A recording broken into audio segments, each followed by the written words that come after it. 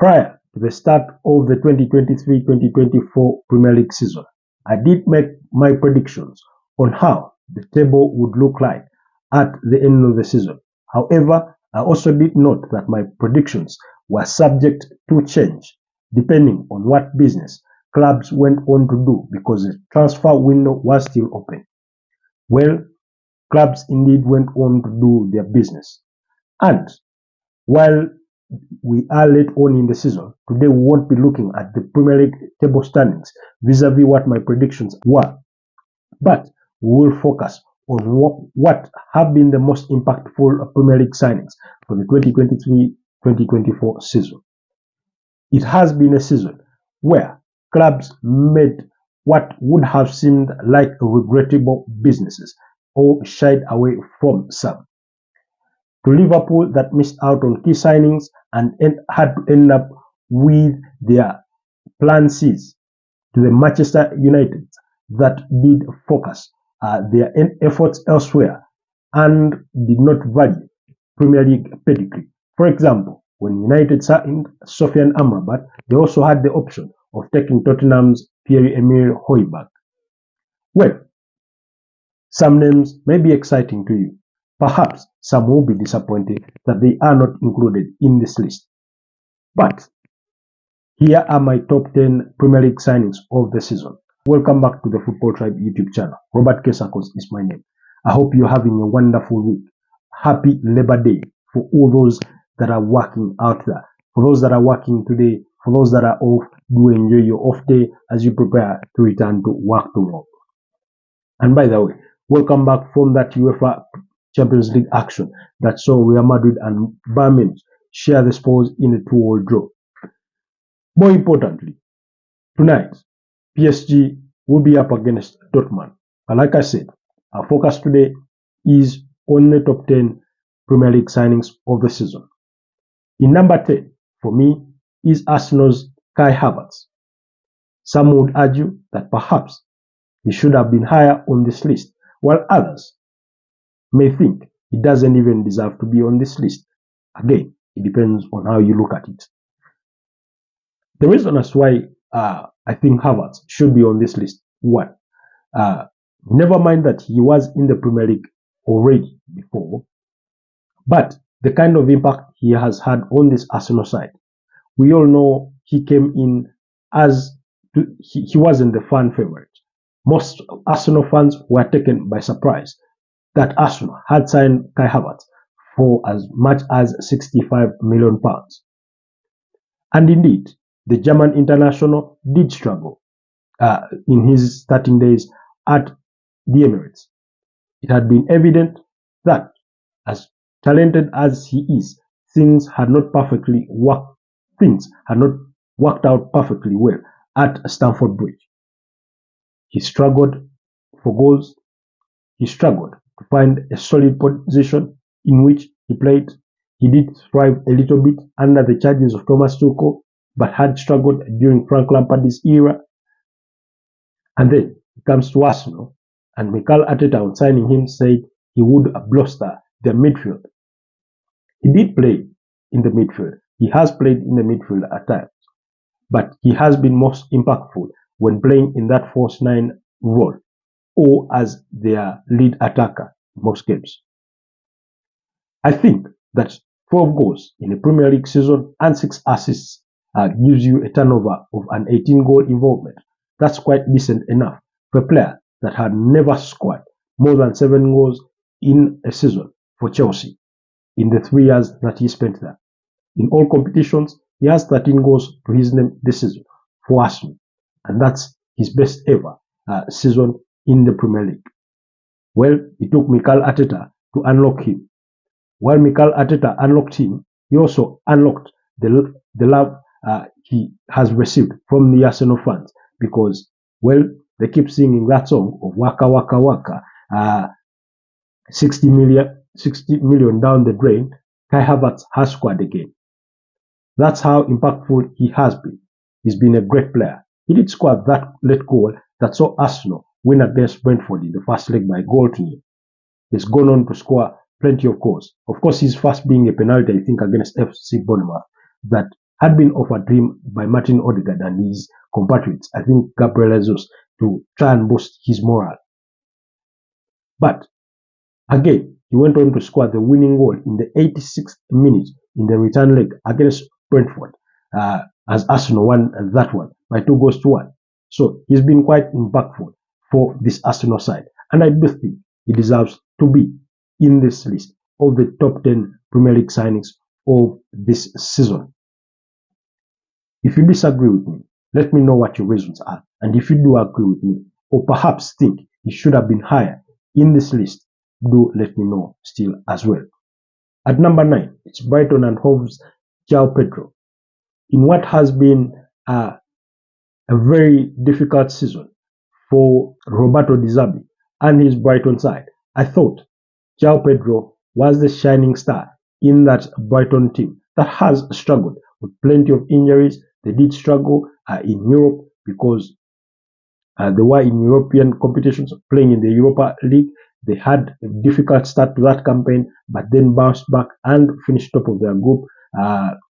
Were eventually knocked out by Roma, I think 4-1 on aggregate.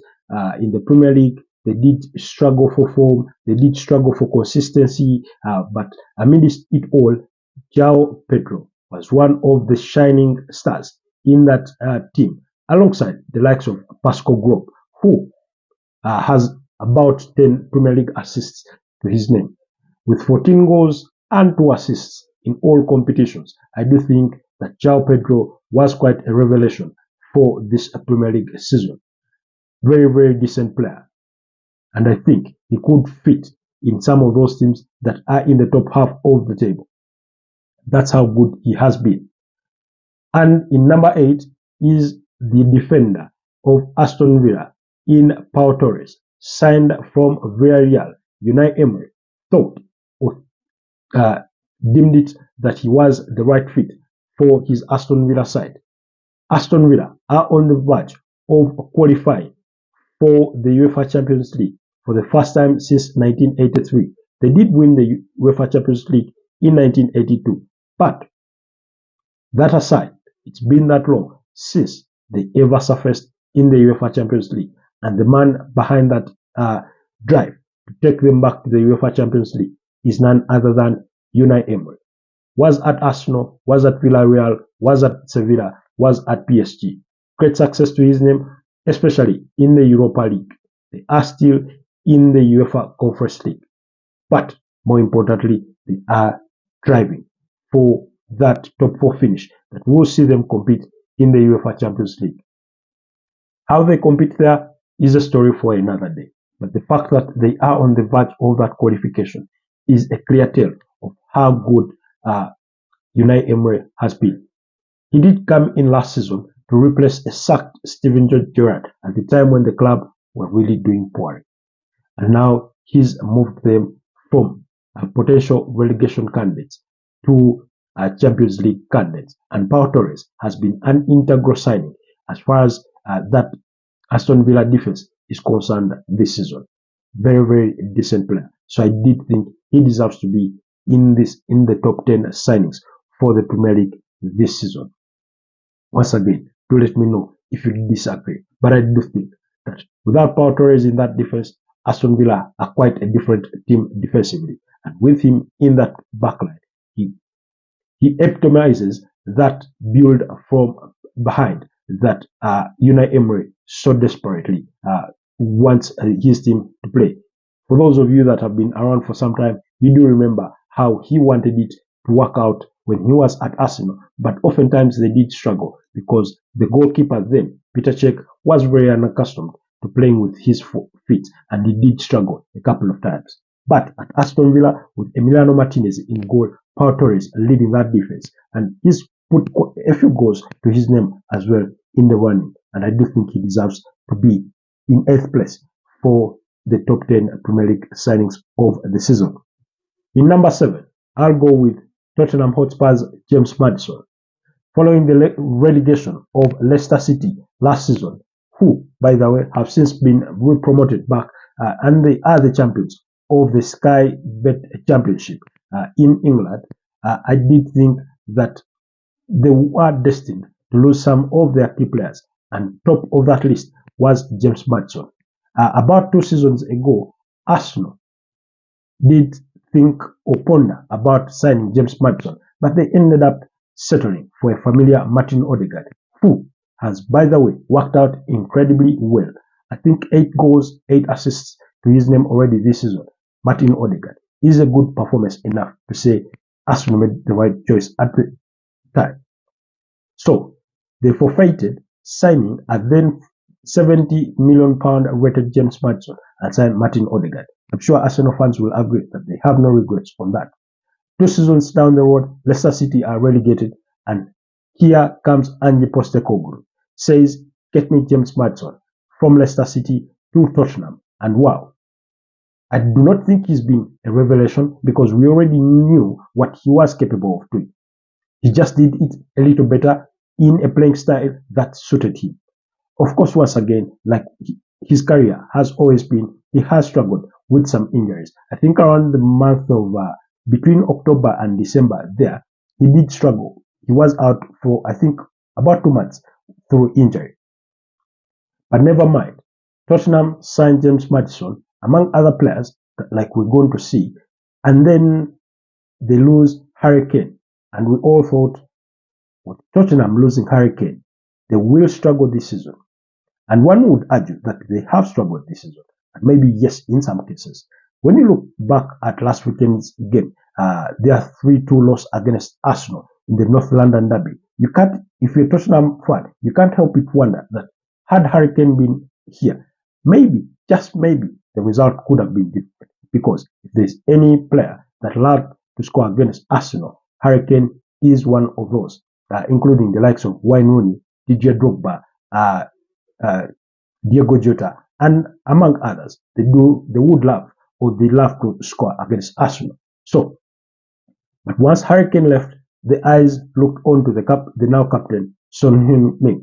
But of course, he couldn't do the magic all by himself. He needed a James Maddison to pull it off.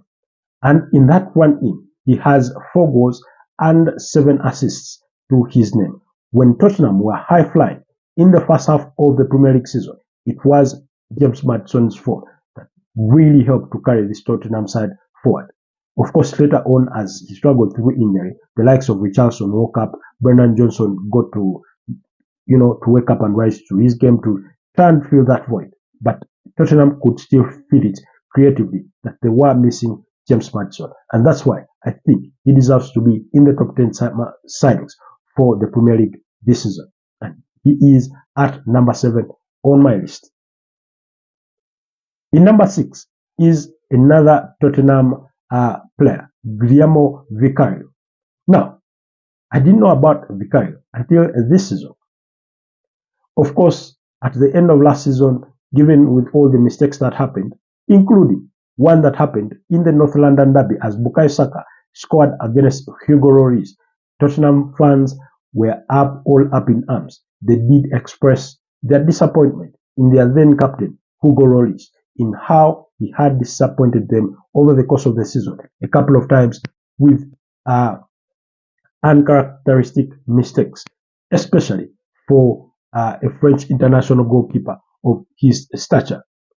Well, Daniel Levy and his comrades heard the cry of the Tottenham fans, and they went out in the market and got Vicario.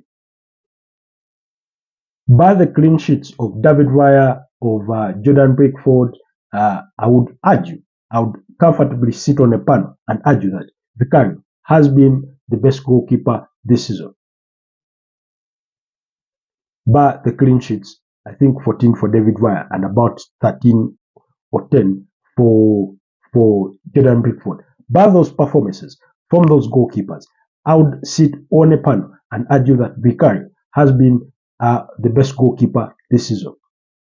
When Tottenham play with Vicario in goal, and he has played in all games, they play with a certain level of comfort. Whether they are building their game from behind, whether they are looking for that long pass whipped into the flanks to send them on a quick run on the attack, whether it is about a last minute save, they have Vicario in that goal to count on. And I think he has stood well. For those of you that care to remember, Hugo Lloris did stay at the club in the start of the season, saying if the signing had not worked out for Vicario and Tottenham, he was available to try and still fill the void, to come back in and say, guys, I'm here, I can rise up again and give a good performance. But by January, they felt they didn't need him no more. So eventually he left the club and they remained with Vicario and Fraser Foster as their substitute goalkeeper. And it's safe to say that Vicario has not disappointed. So he comes in number 6. Number 5 for me is West Ham United's Mohamed Kudus, signed for about £36 million from Ajax. Mohamed Kudus was reported to have been a target for the likes of Arsenal, but more importantly, Chelsea, as well as Brighton and Hove Albion. All those 4 clubs plus West Ham, had scouted his services. Rumor or reports also indicated that Manchester United had some subtle interest, although they did not proceed with that interest, while Chelsea went on to have conversations with Ajax about the player. Brighton and Hove Albion had conversations with Ajax. They just couldn't come to terms. And here swoops in David Moyes with his West Ham side. And they signed the Ghanaian international, Mohamed Kudus. And wow, what a revelation of a player he has been. We did watch him at the Africa Cup of Nations back in January, and I thought, although Ghana had a disappointing campaign, he was good. He was good for the tournament. But back to his club, he has been quite the revelation. He has been very decent. With 13 goals and 5 assists to his name, I do think Mohamed Kudus deserves to be in the top 5 for the Premier League signings of the season. For me, he's been just incredible. In the Premier League, away in the Europa League competitions, he's been quite good. Yes, he didn't get the chance to start all games, but every time he's been called upon to feature for this West Ham side, I think he has done incredibly well and he deserves to be in this list of the top Premier League signings. In number 4 is Liverpool's Alexis McAllister. Alexis McAllister is everything Liverpool had hoped he would. He's also everything Chelsea thought had got in Enzo Fernandez. For us to sit here and discuss that Enzo Fernandez cost way over 100 million euros, while Alexis McAllister cost just slightly over 35 million pounds in his transfer from Brighton and Hove Albion to Liverpool, and has performed this incredibly well, is amazing, is perhaps not spoken about enough. Alexis McAllister has come up with big moments in what has been a big season for Liverpool. It's the last dance for manager Jurgen Klopp, and when he looks back at this season, he'll look at the inspiration that he's gotten from players like Dominic Szoboszlai and Alexis McAllister this season, especially given what he cost them. He came up with the goods against Manchester City. He was there when they first united. Never mind that they didn't win some of these games, but he stood up. He's been quite a very, very brilliant player, and I do think he comes number 4 on my list for the top 10 Premier League signings of the season. In number 3 is still another Liverpool player, Wataru Endo, signed from Stuttgart for about 16 million pounds or something therein. Now, one would argue that maybe he doesn't deserve to be number 3, but here are my reasons for putting up him in number 3. First of all, he wasn't Liverpool's number 1 target. He wasn't Liverpool's second target for as far as that deep lying wall was concerned. After they had lost Jordan Henderson, they lost the likes of Naby Keita. Thiago Alcantara has been a sick man, always on his injury bed, and everything that Liverpool lacked in that midfield, They went out on a hard, desperately wanted to sign Moises Caicedo and were willing to pay up to £115 million that Chelsea eventually paid to sign him, to see that Liverpool missed out. When Liverpool missed out on Moises Caicedo, they looked elsewhere. They went to Southampton and said, give us Lamir Lavia. Once again, Toddy Bolly and his Jackie Chelsea top brass came and walked in and said, hey Southampton, we want Lavia and we are willing to pay all the money. Liverpool had been hesitant to pay the £50 million because they didn't think that the player was worthy that amount.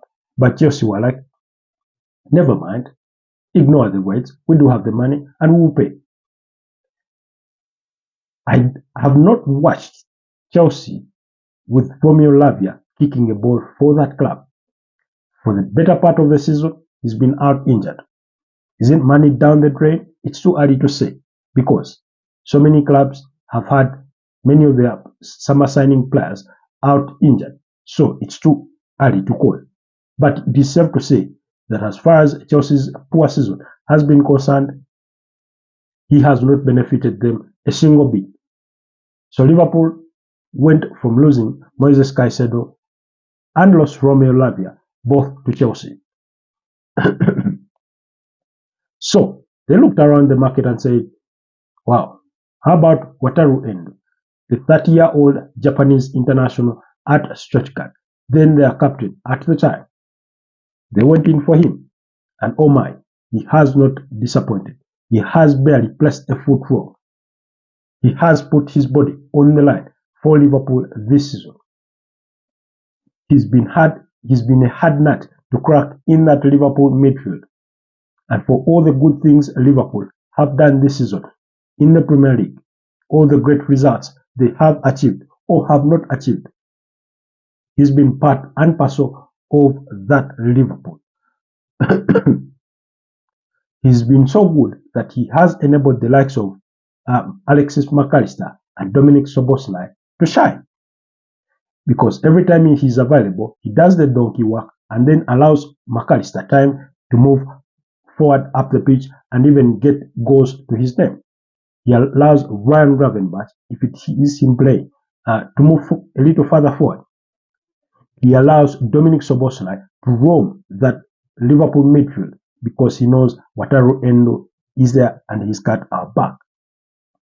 So that's why we have Wataru Endo at number 3 for the little he cost versus the contribution he has made. I've already had reports that Liverpool could be willing to let him go in the summer. Well, Liverpool are going to be under the charges of a new manager, and if nothing goes wrong, it will be Feyenoord and Slot that will be replacing Jurgen Klopp at Anfield. Whether Anslot doesn't think that Endo deserves to be in his plans, that's a story for another day. But it doesn't take away his contribution to this Liverpool side this season.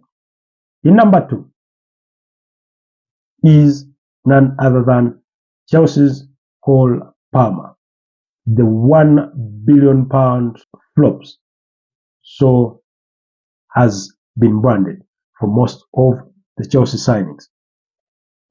For all the good and the bad that Toddy Bolly and his colleagues have done, for all the footballing decisions they have gotten wrong as far as signings are concerned, when it comes to the likes of Romeo Lavia, when it comes to Moises Caicedo, when it comes to Enzo Fernandez, when it comes to Mykhailo Mudryk, when it comes to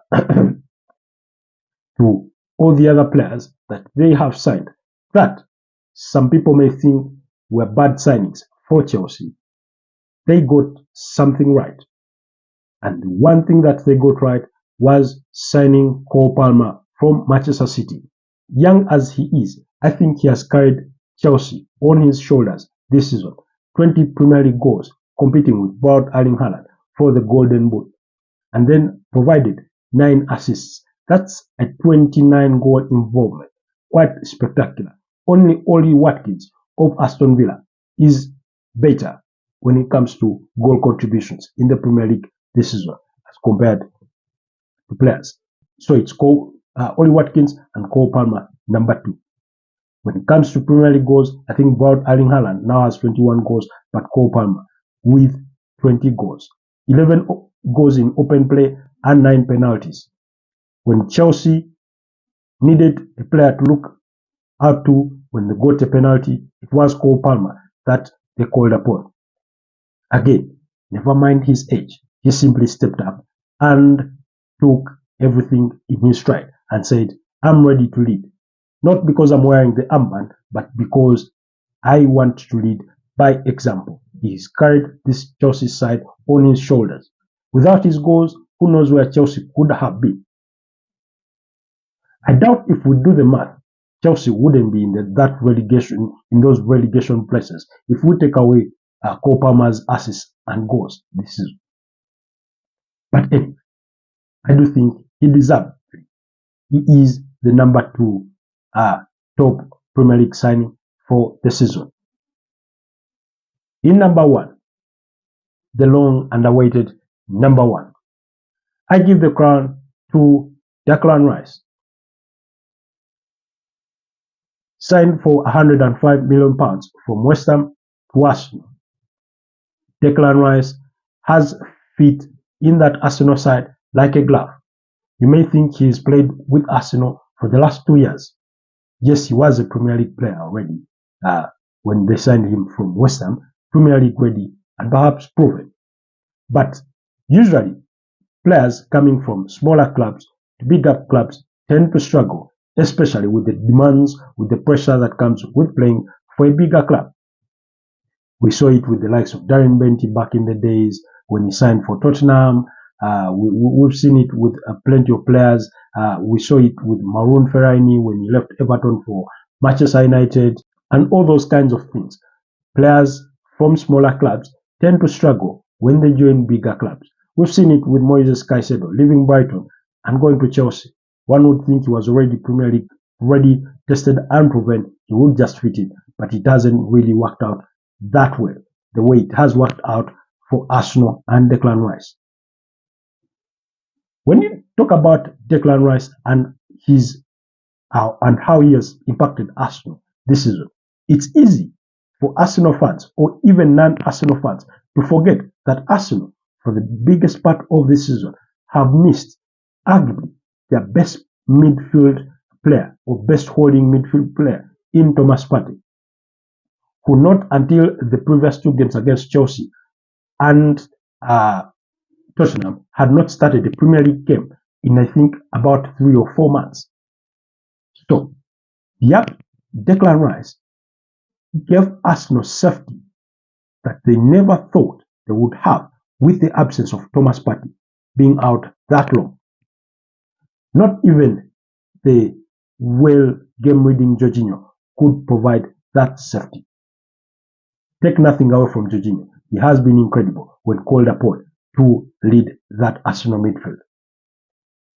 But once again, even when Jorginho was called upon, sometimes he was tasked to play number 8 further forward and then leave Declan Rice at the base. He's fought for every ball. He's been, I think last I checked, he was leading in tackles because people normally compare him with Rodri. 6 goals, 6 assists to his name.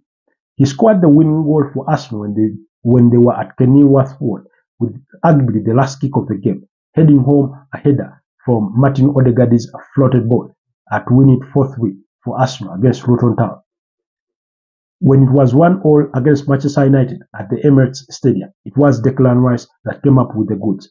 When Arsenal were 2 goals down against Chelsea at Stamford Bridge, it was Declan Rice that passed to give Arsenal consolation before Leandro Trossard scored what then was the equalizer, and eventually Arsenal won a point at Stamford Bridge. Big game player, he has stood up. He has fit in this Arsenal side in every way they dreamed he would fit in. And you know what the scary part is for me? Because I remember when I was doing my predictions for who will win the Premier League title this season, my prediction was with Arsenal and that Manchester City would finish second. But as far as things are going, yes, Arsenal are leading, but the trophy is in Manchester City's hands. It's theirs to lose. All they have to do is win their remaining 4 games, and it is their title. Should they slip up and Arsenal are perfect, perhaps Arsenal could win it. But to remember that Manchester City were in for Declan Rice is scary. Why? Because I look back at that and imagine the Manchester City midfield of Rodri and Declan Rice. How scary would that be? How dominant would that midfield be? Rodri, already brilliant. Declan Rice, being magnificent. Remember, when Manchester City failed to sign Declan Rice, they ended up signing Matthias Nunes from Wolves. Arguably, it hasn't really worked out perfectly for him this season. And I do think he has about 1 goal or 2 to his name for Manchester City this season. I don't think it has been perfect as they envisioned it. But it was a plan B for Manchester City because the ideal target was Declan Rice. They were willing to pay up to £85 million for his signature and perhaps more. But Arsenal won that race and signed Declan Rice. And I do think he has transformed their midfield. He has been that very good a player. And that's why he is number 1 on my list of the top 10 Premier League signings of the season. Do let me know if you disagree with me. Do let me know what your thoughts are, what your opinion is, for if you think those places should have been interchanged. Who is number 1, number 2, number 3, number 4, and all the other places. Otherwise, thank you for watching. Stay tuned to the channel, and I'll see you next time. Have a blessed rest of the week.